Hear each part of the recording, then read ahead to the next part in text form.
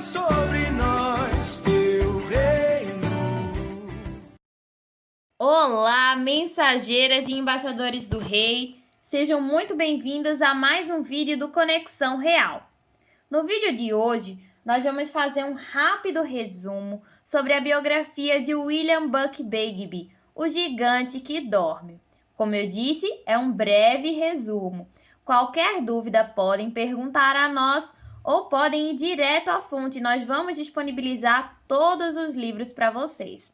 Nós já trouxemos essa aula, mas vamos cobrar em prova alguns detalhes que talvez não estejam frescos na sua mente. Então, corre para esse vídeo, anota tudo que não lembrou e também, em caso de dúvidas, leiam outra vez, tá bom? Vamos começar. William Buck Begbie nasceu nos Estados Unidos no dia 5 de novembro de 1855. E muito antes de saber as letras do alfabeto, ele já havia aprendido os nomes das aves que se abrigavam nas árvores perto da sua casa. E conhecia o costume dos animais selvagens. Muitas vezes ele acordou por causa do grito de raposas famintas que procuravam alimento perto da sua casa durante a noite. Ao menino de 5 anos foi permitido frequentar a escola, que desde cedo mostrou preferência por história e geografia. Eram as suas matérias preferidas. E muitas vezes o pequeno William, olhando para o mapa mundi, ele colocava o seu dedinho na América do Sul, pensando na possibilidade de visitá-la um dia. Na América do Sul é onde estamos, onde está o Brasil, a Argentina, o Paraguai, o Uruguai, e fica abaixo da América do Norte, onde está os Estados Unidos e onde ele morava. A mãe de William, nas longas noites de inverno, antes que os meninos fossem dormir, ela reunia-os perto da lareira e contava histórias bíblicas para os meninos. Além disso, eles não faltavam aos cultos da primeira igreja batista, que tinha como pastor o Dr. Rufus Bullerson, presidente da nova Universidade de Baylor, onde William se formou mais tarde. Aos 12 anos de idade, William recebeu Jesus como seu único e suficiente Salvador e também foi batizado. Pouco tempo depois, ele confessou que sentia a chamada de Deus para um ministério. E depois de formado, William Begbie passou a dirigir uma escola e a pastorear uma pequena igreja batista lá no Texas. E certo dia, Begbie recebeu um recado, dizendo o seguinte: faça-me o favor de dizer ao irmão Begbie que o general A.T. Walter, do Brasil, precisa falar com ele.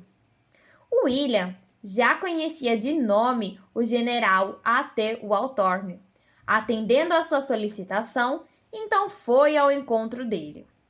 O general Walter convidou o pastor William Begbie para ser missionário no Brasil. Olha isso!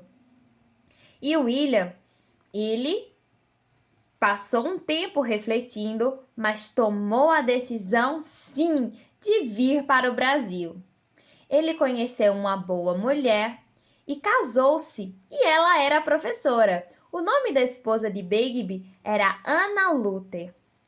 E esse casal, vou contar para vocês, teve uma lua de mel bem estranha. Eles passaram a lua de mel deles em 7 longas semanas em alto mar, viajando para chegar aqui ao Brasil. A sua lua de mel foi em alto mar, vindo para o Brasil. E o casal chegou pelo porto do Rio de Janeiro. Numa tarde de março, avistaram a costa e entraram na Baía de Guanabara. Foi como se estivessem entrando em outro mundo. Ao redor, viam-se esbeltas palmeiras, enfileiradas, aves de cores brilhantes e flores de todas as cores. Toda a beleza natural do nosso Brasil, né? E olhando para o contorno das montanhas, lá da Tijuca, Begbie falou algo. Olhem, o gigante dormindo! E Begbie desenhou a figura do gigante adormecido. E ele disse para a esposa: Ana, para mim, o Brasil é um gigante. É gigantesco em território, em minerais, em produção de café, de açúcar. Mas é um gigante que dorme espiritualmente. E Deus nos mandou até aqui para ajudarmos a despertá-lo desse sono.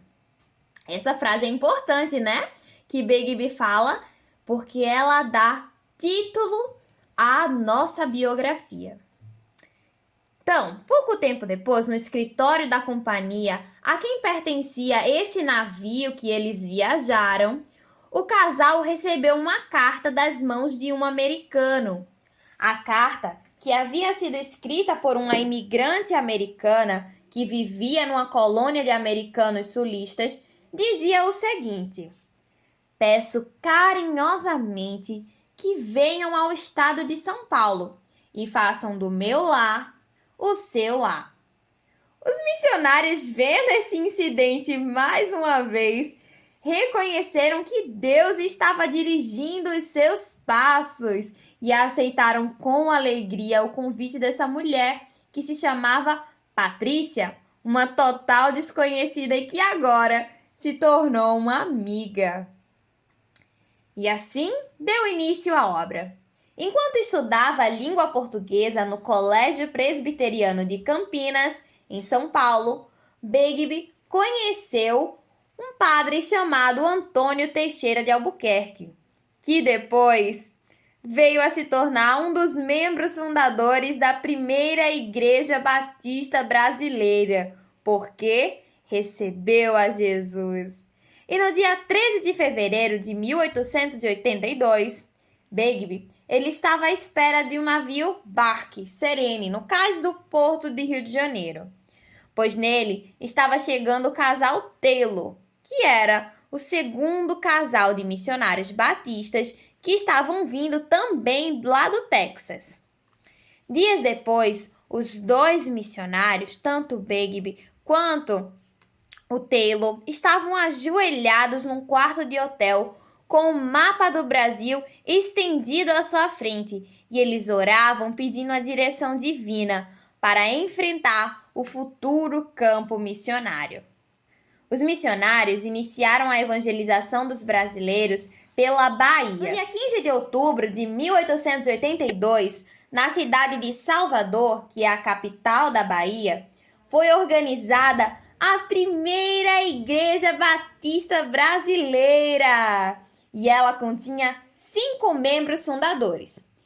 Era o casal Taylor e o casal Begbie, William e Ana, e o ex-padre Teixeira.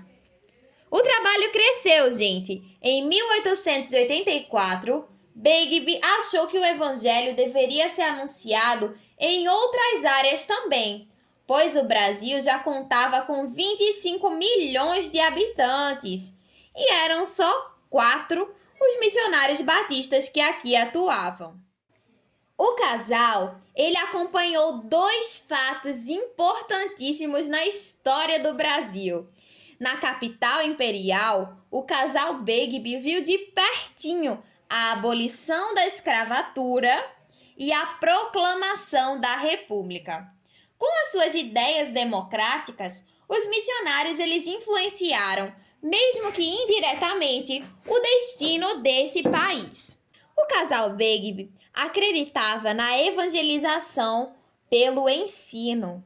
E depois de um ano de férias nos Estados Unidos, quando o pastor Francisco Fungêncio assumiu o pastorado agora da primeira igreja batista no Rio de Janeiro, a família Begbie, então, transferiu-se para o estado de São Paulo. E em São Paulo, como meio de evangelização, o casal Begbie fundou um colégio batista. O casal Begbie fez um voto a Deus, que cada dia, em cada turma, haveria uma aula sobre a Bíblia. E assim, cada aluno matriculado no Colégio Progresso Brasileiro ouviria a verdade da palavra de Deus. Em certo dia, no alto dos Andes, Begbie, ele teve uma experiência significativa com Deus. Mas eu não vou contar qual foi. Quero ver vocês realizando a leitura do livro para relembrarem essa história. E depois dessa experiência, Begbie, ele empenhou-se ainda mais na tarefa de acordar o Brasil desse seu sono espiritual. E após um ministério de 26 anos, ele sentiu que o gigante começou a se espreguiçar. E quando o casal já poderia pensar na sua merecida aposentadoria, o pastor William Begbie recebeu uma carta de sua filha, Alice, que, com seu esposo, haviam se mudado para o Porto Alegre. E na carta, Alice dizia: Papai, nós precisamos do Senhor e da mamãe para nos ajudar nesse novo campo de 3 milhões de pessoas, a maioria das quais nunca ouviu o Evangelho. E atendendo o apelo da sua filha, Dona Ana e o pastor William mudaram-se para o Porto Alegre. O missionário já estava com 72 anos de idade nesse tempo. Mas através de toda a sua vida, nunca se apagou da mente de Begbie a impressão de que o Brasil era mesmo um gigante que dormia espiritualmente e que Deus o enviou como mensageiro para acordá-lo desse sono profundo. Em 1936, o doutor L.R. Scarborough, que havia se hospedado na casa dos missionários, ele escreveu: A última coisa que eu vi o pastor Begbie fazer no Rio Grande do Sul foi conduzir uma jovem aluna da Escola Batista a confessar publicamente a sua fé no Salvador. Ele era um conquistador de almas. Que lindo trabalho esse missionário exercia. Gente, e olha que notícia maravilhosa! Todos os filhos do casal Begbie tornaram-se missionários, isso mesmo. Eles não tiveram apenas a Ana, tiveram outros filhos. E todos os seus filhos aceitaram a responsabilidade da grande comissão, a exemplo desse casal maravilhoso.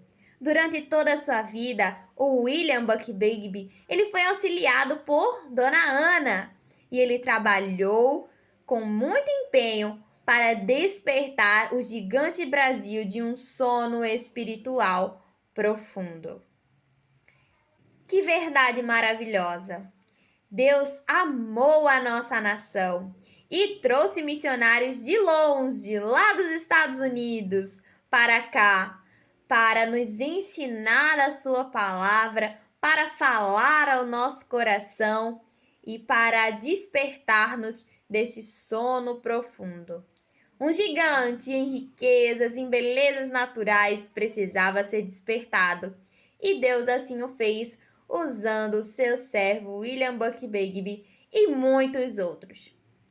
Que como William e Ana empenharam suas vidas para trazer almas, ganhar almas para o reino de Deus, possamos nos inspirar com essa história, seguir o seu exemplo e trabalharmos arduamente, dedicando todo o nosso esforço, todo o nosso ser, toda a nossa vida para também ganharmos almas para o reino de Deus. Continuarmos nessa missão de despertar o nosso Brasil lindo e gigante desse sono espiritual profundo. Bons estudos, meninos, foram apenas uma revisão. Leiam a biografia e tirem dúvidas. Fiquem com Deus. Tchau, tchau. Faz brilhar em nós